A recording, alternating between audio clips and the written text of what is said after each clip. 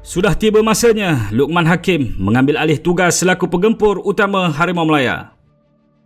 Persembahan penyerang muda negara iaitu Luqman Hakim Samsudin jelas memberikan impak yang cukup luar biasa ketika membantu skuad Harimau Melaya mencatatkan kemenangan selesa 3-1 ke atas pasukan Kemboja pada Isnin lalu.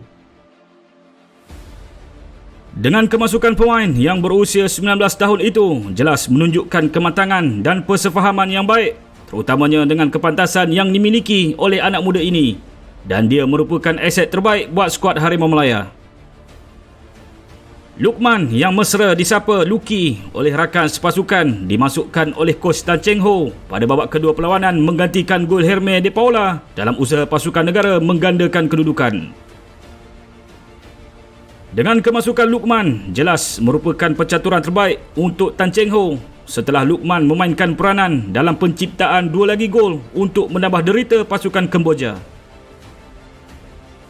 Bahkan dengan larian-larian yang dilakukan oleh Luqman seringkali berjaya mencari rakan sepasukan dan ternyata membuahkan hasil apabila hantaran cantik dari pemain pertahanan kanan negara iaitu Riza Ghazali singgah di kaki pemain dari Kota Baru berkenaan yang menolak ke depan sebelum melakukan satu hantaran lintang leret dan disudahkan dengan begitu cemerlang oleh Arko Gileswaran untuk menghasilkan gol ketiga Malaysia.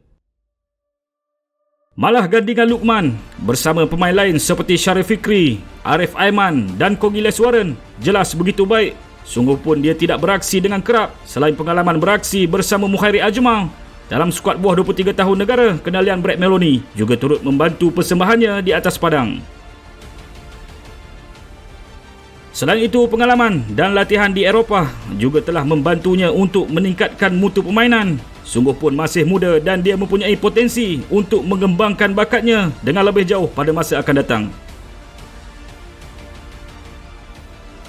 Jika melihat kepada persembahan yang bertenaga dari anak muda ini, kita sebagai peminat dan penyokong pasukan negara amat mengharapkan Tan Cheng Ho segera menyenaraikan Luqman ke dalam kesebelasan utama menjelang aksi seterusnya bagi menggantikan gol Herme De Paula yang mempamer aksi long lay sepanjang masa diturunkan. Dan sudah tiba masanya Luqman diberi kepercayaan untuk bertindak selaku penyerang utama.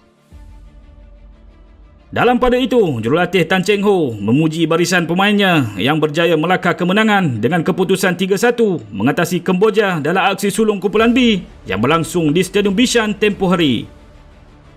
Kali terakhir pasukan negara meraih kemenangan adalah ketika bertemu Thailand pada aksi terakhir kelayakan Piala Dunia 2022 dan Piala Asia 2023 Jun lalu. Selepas itu, pasukan negara mencatatkan 2 kekalahan pada kunjungan ke Amman, Jordan bertemu dengan pasukan tuan rumah dengan keputusan 4-0 dan tewas 5-1 di tangan pasukan Uzbekistan. Mengulas mengenai kemenangan berkenaan, Cheng Ho turut mengharapkan peningkatan dapat ditampilkan oleh anak buahnya pada perlawanan berikutnya. Dengan kemenangan penting yang dicatatkan Isnin lalu, hasil jaringan daripada Safawi Rashid, Akhyar Rashid dan Arko Gileswaran ternyata telah meningkatkan moral pasukan menjelang pertemuan kedua menentang Laos. Seterusnya, mari kita saksikan kedudukan pasukan dalam kumpulan B. Setelah aksi pertama dalam kejohanan ini, Malaysia mengungguli kumpulan B dengan mengumpul 3 mata. Di tempat kedua, Vietnam juga dengan 3 mata hasil kemenangan mereka ke atas pasukan Laos dengan keputusan 2 gol tanpa balas juga dalam perlawanan yang berlangsung pada Isnin lalu. Manakala pasukan Indonesia masih belum memulakan aksi dan mereka akan berdepan Kemboja dalam aksi sulung mereka Khamis ini. Manakala Kemboja dan Laos yang tewas dalam perlawanan pertama berada di tangga kedua tercorot dalam kumpulan B.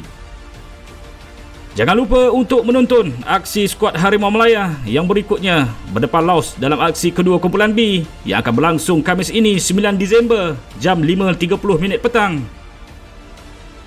Akhir kata, teruskan menyokong Harimau Melaya tidak kira di mana anda berada. Ini pasukan kita, kebanggaan kita. Sehingga berjumpa lagi. Assalamualaikum dan bye-bye.